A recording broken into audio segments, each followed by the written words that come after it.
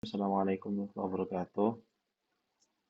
So, saya akan menjelaskan terkait materi pada weekend pada mata kuliah Islamic Wealth Management yang pada pertemuan ke-10 ini kita akan membahas tentang financial ratios. Nah, sebelum kita menentukan pada financial goals atau juga tujuan dari finansial, dan juga menyusun rencana finansial atau cara efektif memanage uang, dan juga uh, current financial situation atau situasi finansial yang sekarang gitu. Nah, sebelum itu semua harus ditentukan terlebih dahulu atau diidentifikasi. Nah, financial ratio itu menentukan terkait tentang kesehatan dari kondisi finansialnya. Nah, yang pertama ada debt ratio. Apa sih debt ratio itu? Debt ratio itu merujuk kepada portion of debt against a person asset. Jadi utang itu apa namanya, dilawankan dengan aset dari seseorang. Ini itu berfungsi untuk menentukan berapa banyak tambahan utang yang bisa dimiliki gitu. Kemudian juga ada ratio of discretionary wealth to total asset gitu, di mana discretionary wealth is total asset plus total liability. Jadi di mana discretionary wealth ini dikurangin oleh itu adalah total aset dikurangi dari total liabilities gitu. Ini untuk menentukan tentang bagaimana seseorang itu uh, menentukan level dari risk tolerance atau toleransi resiko juga dan juga alokasi aset dan juga investment uh, profilingnya gitu. Kemudian juga ada solvency ratio. The solvency ratio menunjukkan as a percentage your total net worth divided by total asset measures degree of exposure to insolvency or how much cushion one has a protection against insolvency. Dengan rumus yaitu total net worth dibagi total aset. Kemudian juga ada liquidity ratio. Total liquid asset divided by total current debt measures the ability to pay. Although the solvency ratio indicates the potential to withstand financial problems, it does not deal directly with the ability to pay current debts. This issue is addressed with the have liquidity ratio, which shows how long one could continue to pay debts. Jadi, liquidity ratio ini menentukan dari total liquid asset, kemudian dibagi oleh total debt yang dimiliki sekarang. Ini untuk menentukan bahwa seseorang itu mempunyai kemampuan untuk membayar hutangnya tersebut gitu. Meskipun solvency ratio itu menunjukkan uh, potensi untuk bertahan pada financial problem, tapi juga tidak uh, bersinggungan langsung terkait tentang uh, ability untuk membayar uh, apa namanya, utang sekarang gitu. Ini juga yang berikutnya ada saving ratio, yaitu cash surplus divided by net income, yaitu setelah after tax, yang mengindikasikan terkait uh, relative amount of cash surplus achieved during a given period. Next, yaitu ada debt service ratio, yaitu total monthly loan payments divided by monthly gross before tax income, yaitu total dari cicilan per bulannya, kemudian dibagi dari monthly gross income, yaitu pendapatan kotor tiap bulannya sebelum tax. Gitu. Kemudian selanjutnya, pada week 12,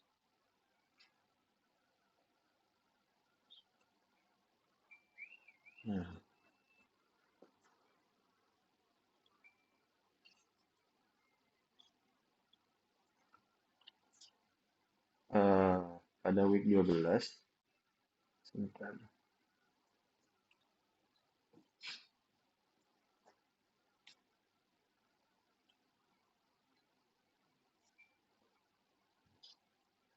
Nah,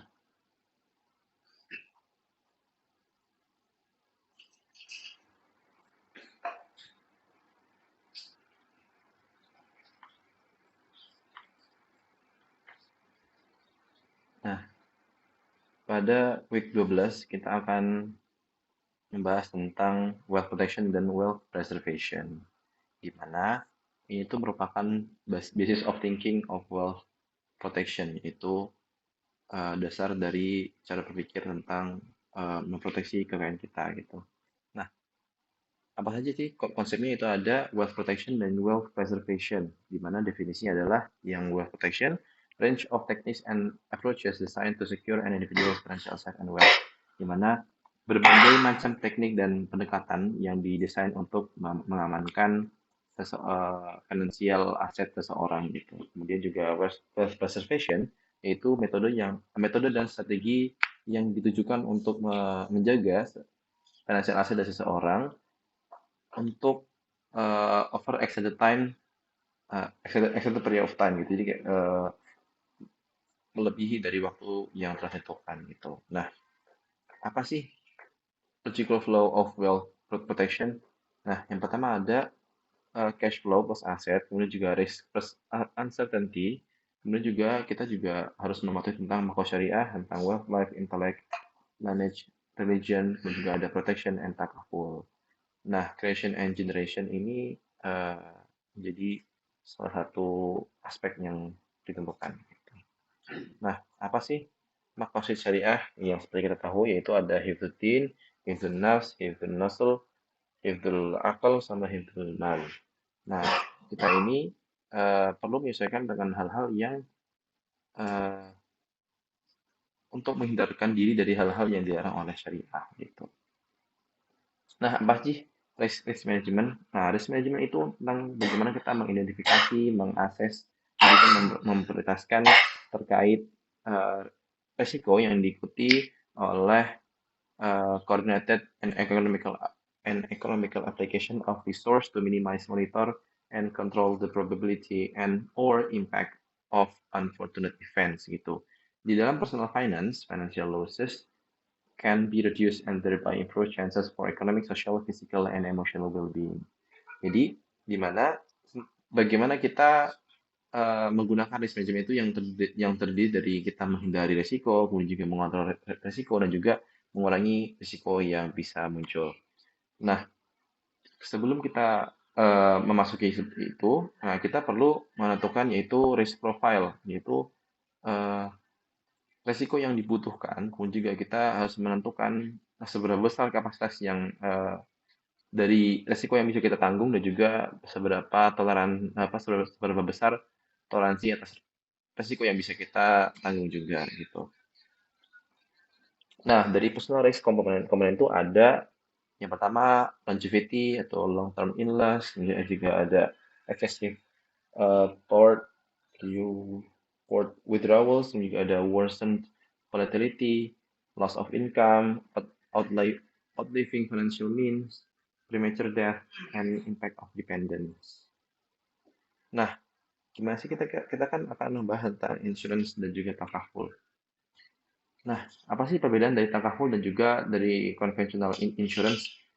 Takaful secara harfiah atau secara umumnya itu adalah tentang menolong atau tujuan untuk menolong sesama gitu.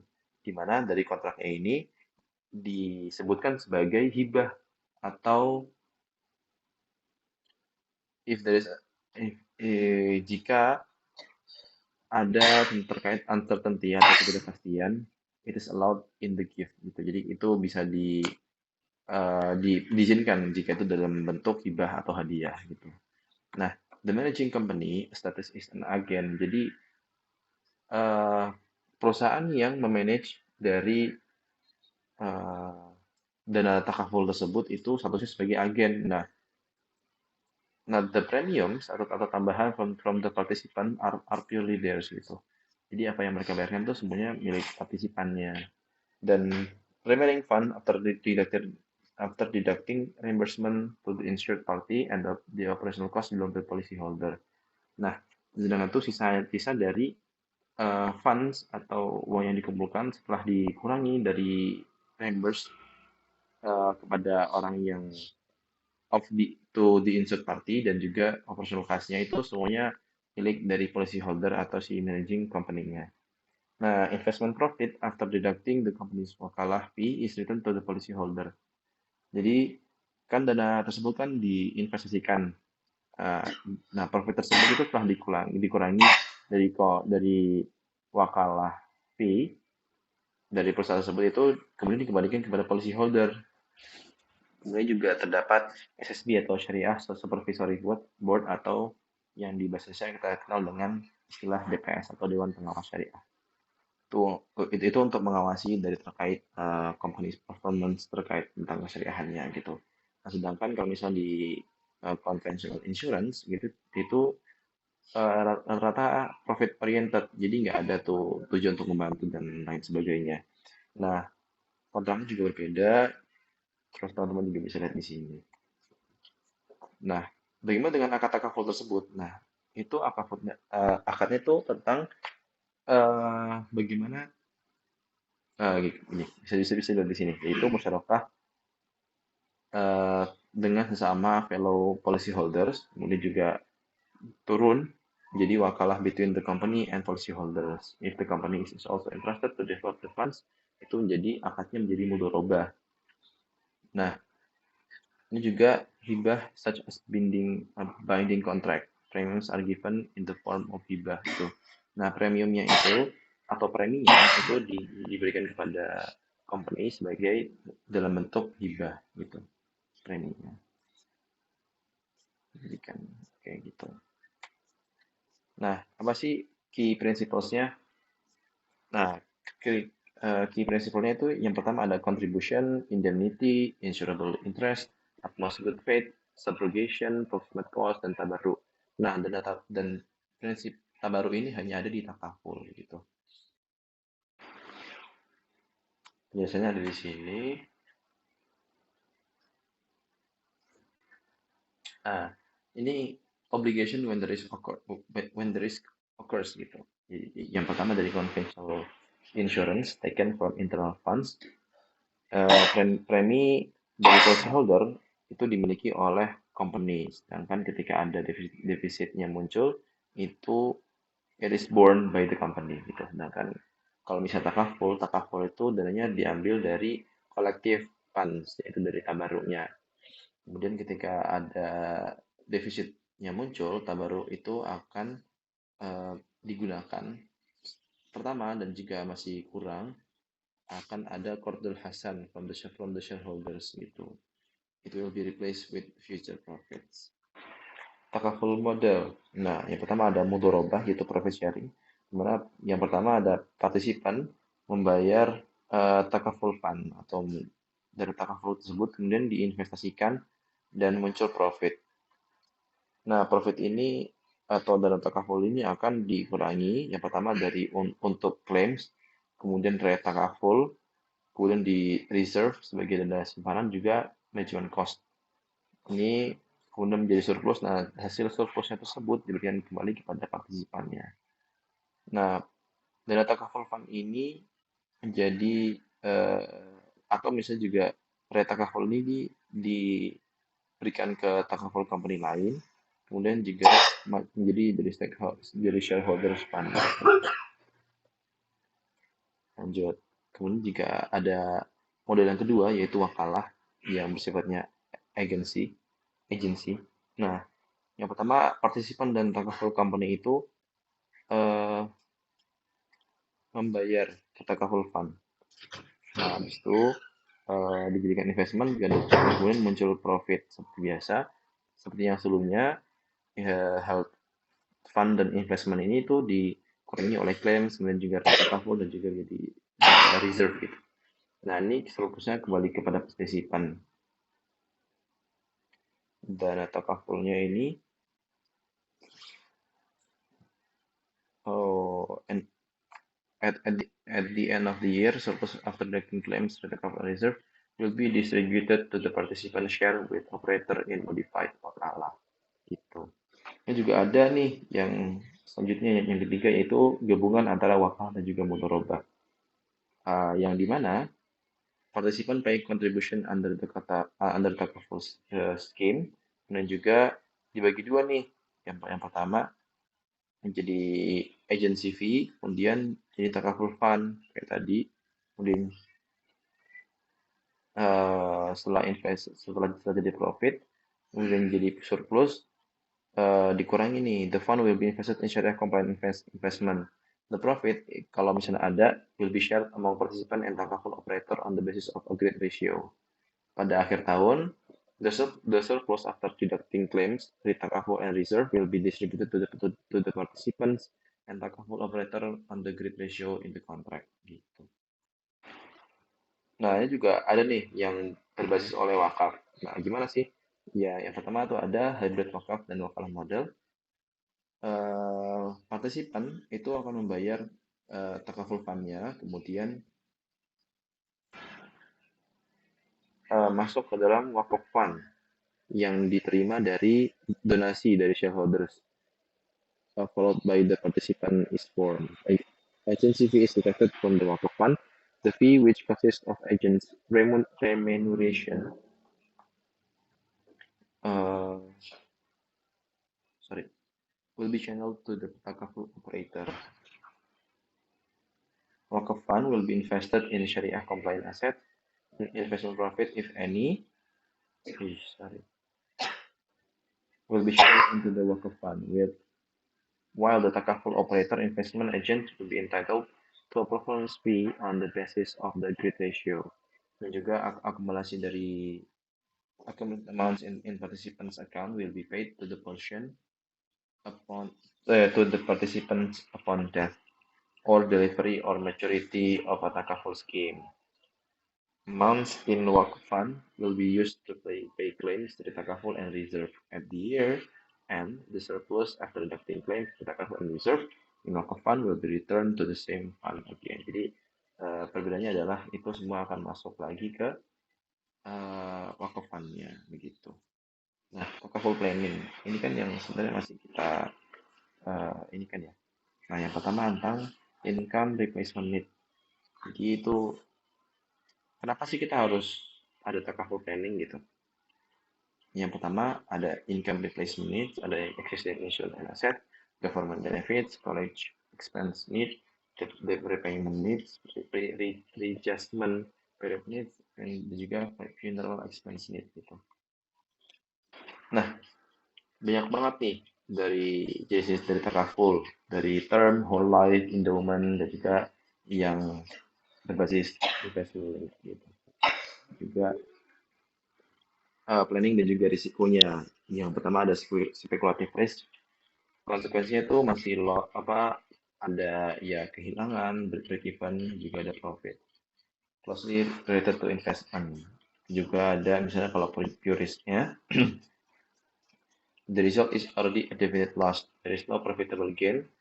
Misalnya risk during illness or accidents. Ya, kalau misalnya sakit atau kecelakaan. Nah, ini masih probabilistik, jadi kayak masih kemungkinan gitu. It is the task of wealth manager to determine the extent of your risk from the customer. Nah, ini ada jenis dari takaful, yaitu based on object, based on family, individual, group, atau umum. Nah, ini ada kalau misalnya dari individual takaful, ada investment fund, occupational fund, educational fund, dan juga haji fund. Nah, kalau misalnya grup, itu juga ada hedge fund, group accident, financing, travel, bisa juga ada student accident. Sedangkan untuk kalau misalnya general takaful, misalnya untuk kendaraan, untuk engineering, untuk hull, fire, dan juga cargo atau pengiriman. Nah, ini juga bagaimana kita mengkalkulasikan coverage yang sesuai, gitu, yang adequate coverage. Yang pertama ada setting the goal, tentukan tujuan. Juga kita mengkalkulasikan jumlah yang dibutuhkan, dan juga menentukan atau mengakses the available financial resources, dan juga mengestimasikan required coverage amount dan designing takaful planning pada akhirnya. Tuh. Kemudian pada selanjutnya kita akan menjelaskan terkait retirement planning.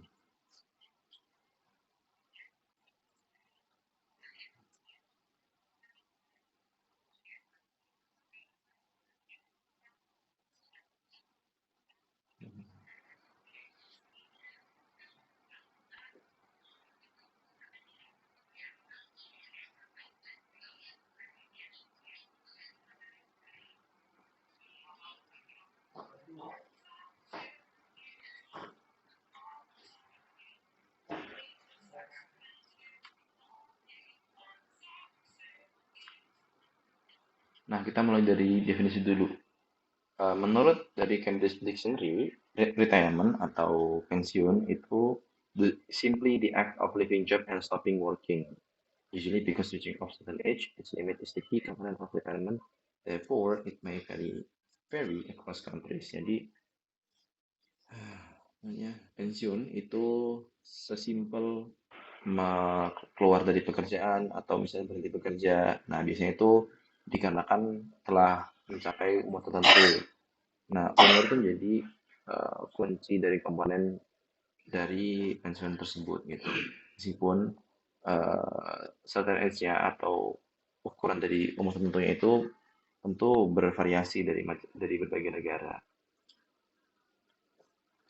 Nih, ada berbagai tipe of retirement. Yang pertama ada normal retirement, dan juga disability retirement, early retirement, dan juga dan yang lainnya gitu. Nah, kenapa sih orang-orang tuh nggak siap untuk retirement gitu, untuk pensiun? Yang pertama, insufficient fund. Dia nggak punya fund yang cukup. Dan juga changing lifestyle. Nah, pasti uh, gaya hidupnya pasti akan berubah jauh gitu. Post-war syndrome, di mana yang sebelumnya orang-orang yang punya kekuasaan yang besar atau memegang jabatan tertentu yang sangat tinggi, itu tiba-tiba dihilangkan jabatan tersebut.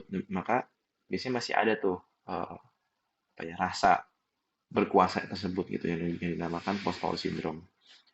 Juga ada reluctant to socialize, juga ada declining health karena memang uh, kita karena sudah mencapai umur tertentu, dia mengalami kesehatan yang menurun, juga neglect and loneliness. Misalnya anak sudah tua, anak-anaknya sudah besar itu merasa kesepian atau merasa ditinggalkan gitu. Nah, juga biasanya orang-orang tidak aware tentang debt yang sangat besar, outstanding debt gitu. Jadi merasa tidak mampu untuk membayar utangnya. Nah, gimana sih kalau misalnya yang udah ready for retirement gitu, mereka biasanya akan enjoying life gitu, melakukan apa yang mereka sebelumnya belum bisa lakukan seperti traveling atau misalnya self improvement, atau jika misalnya sudah terliterasi dengan berita terkait finansial, dia akan menjadi smart investor yang dimana dia hidup dari investmentnya tersebut gitu.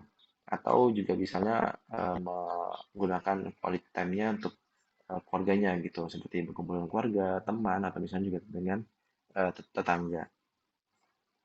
Nah, retirement planning itu sangat penting dan jadi bagian sangat penting dari Islamic Wealth Management gitu. Karena uh, the goal-nya atau tujuannya adalah structure income when retired. Jadi punya keuangan yang memadai ketika pensiun gitu. Ini itu menjadi sangat penting untuk mempersiapkan pada final stage of human life, ketika di akhir hidup kita sebelum kematian. Yaitu kita juga harus ingat bahwa kekayaan itu miliknya Allah, tapi uh, humans who are created by Allah is as Khalif must manage it wisely towards Allah gitu. Dan meskipun kekayaan itu milik Allah, tapi human itu yang diciptakan oleh Allah sebagai khalifah itu harus manage, harus mengaturnya dengan bijak. A good wealth management system is highly recommended by Islam karena aset yang diberikan oleh Allah itu nggak akan bisa bertahan selamanya jika tidak dipertahankan atau direncanakan sesuai dengan yang Allah inginkan itu. Maka retirement planning is part of wealth protection because we are trying to protect our wealth so that in old age we can still maintain a faith in Allah Azza wa Jalla. Karena kenapa disebut we can still maintain our faith? Karena yang Rasulullah pernah katakan juga bahwa kemiskinan itu sangat dekat dengan kekafiran atau kemusyrikan gitu. Karena dengan kemiskinan itu kita akan mudah untuk beralih. Ini juga ada life cycle teori dari Tobin yang dikemukakan pada tahun 1967. Network, di mana seseorang itu akan di umur yang puncaknya di sini itu dia di umur 40 sampai 50 itu bukan sampai puncaknya, eh di mana dia mendapatkan posisi tertingginya gitu dalam masa karir atau bahkan dalam segi pendapatan gitu. Jadi ini ketika bayi naik ke atas. Nah, ini juga aktivitas yang membutuhkan uang itu. Tuition fee, vehicle needs, starting a family, buying a house, raising children, so education, haji atau umroh, menikahkan anak, kesehatan, juga biaya pensiun, terus juga living expenses, long term health expenses, it. Nah, semua ini berdasarkan dari umurnya gitu. Nah, kenapa kita memerlukan uh, rencana untuk pensiun? Karena nggak ada jaminan bahwa hari itu lebih baik dibanding masa depan gitu. Juga yang terkait productivity cycle, di mana kita harus bisa menentukan target tertentu yang harus dicapai untuk kita agar bisa tetap produktif. Nah, employer benefits are reduced or even eliminated gitu. Future government benefits are still a question mark. Nah, ini juga jadi uh, pertanyaan besar. Nah, ini juga halangan dari retirement planning. Wasteful 90 per 10 atau 80 per 20. Unexpected expenses or decrease in income. Other long-term purposes yaitu divorce. Pension fund source. Jadi untuk menentukan pension fund atau dana pensiun itu kita bisa mendapatkan dari berbagai sumber. Yang pertama ada defined benefit. Itu kita nggak perlu join program karena udah punya atau udah disiapkan dari tempat kerja kita. Atau defined contribution, we have to open an account for retirement, for example in the pension fund later paid when retired, atau tabungan pensiun gitu. Other funding to consider, by saving, joining takaful atau unit trust. Gimana sih kita memilih pension plan, single life annuity atau lifetime payments? Life annuity atau certain period of payment during life upon death, payment continue until the contract expires. Joint and survivor annuity, payments continue as long as your spouse is alive. Lump sum payment. Income streaming bisa dari properties, dari shares, dari saham, unit trust, fixed deposit, annuities, health insurance, takaful, life insurance, employees, provident fund atau pension. Nah, ini sih prosesnya. Nah, proses utama dari retirement plan itu bagaimana kita mengakses future income. Nah, gimana sih kita bisa bertahan atau survive di masa depan tanpa adanya pekerjaan yang kita lakukan sekarang gitu. How much does it take for an ideal retirement gitu. Dan juga bagaimana kita mengakumulasikan fundnya, bisa jadi perencanaan, juga ada syariah compliance issue. Nah, juga ada consumption of retirement fund. Itu ada misalnya bulanan atau misalnya butuh uang secara besar.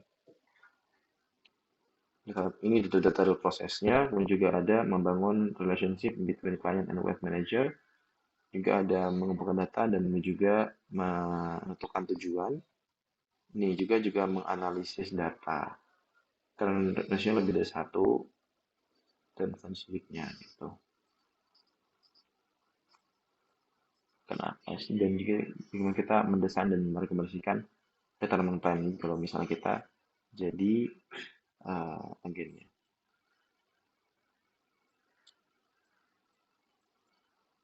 Ini bagaimana rasionya, juga bagaimana kita menghabiskan atau menggunakan expense methodnya.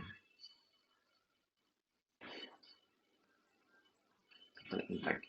This method is applied if there is sufficient accumulated capital which can generate investment income. Capital will be conserved while the client receives regular income. This is normally the preferred method, as the retiree wouldn't have to worry about outliving his savings. Capital liquidation. This method is applied if the capital accumulated is not sufficient to serve his retirement days. Hence, the earnings as well as the principal would have to be distributed over the estimated lifespan of the client. Ini juga bagaimana metodenya.